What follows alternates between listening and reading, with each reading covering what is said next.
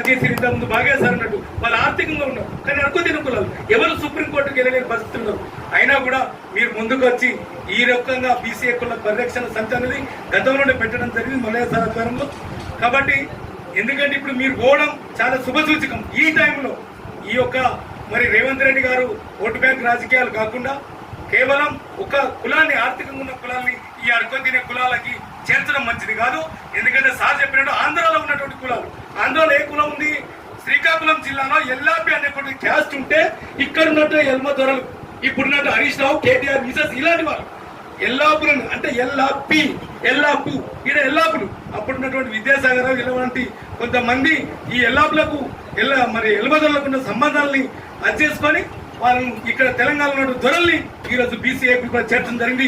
నేను చెప్తా డిమాండ్ చేస్తా ఉన్నాను, వాళ్ళని వెంటనే దొరల్ని ఈ యొక్క బీసీఏ గ్రూప్ తొలగించాలి. తెలంగాణ రజక సంఘం కూడా డిమాండ్ చేస్తా ఉంది. ఎందుకంటే వాళ్ళు తొలగించాలి. వీళ్ళు రావడం వీళ్ళకి ఈ ఆర్థిక కులాలను అసలు అడ్డుకోవడం, ఆ కులాన్ని కూడా పంపించాలనేటువంటి ఒక డిమాండ్ కూడా మనం చేస్తా ఉన్నాం.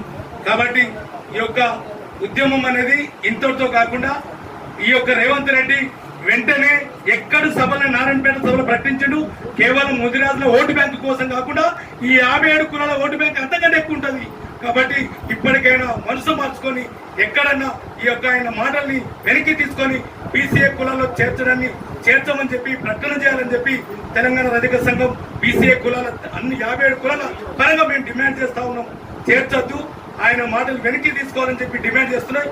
భవిష్యత్తులో ఒక 57 కులాలు చేయబోయేటువంటి పోరాటంలో ప్రముఖ పాత్ర మరి తెలంగాణ రజక సంఘం పాటిస్తారని చెప్పి కూడా తెలియజేస్తూ, ఆ రోజే హైకోర్టులో రాజశేఖర ప్రభుత్వాన్ని తప్పు పట్టించడం ఒక్క రజక హక్కుల పోరాట సమితి కాదు, మిగతా కులాలు కూడా వేసింది. కానీ ఎవరు రజక హక్కుల పోరాట సమితి వేసిన పిటిషన్ ఆధారంగా జీవో 15 కొట్టివేయబడ్డది.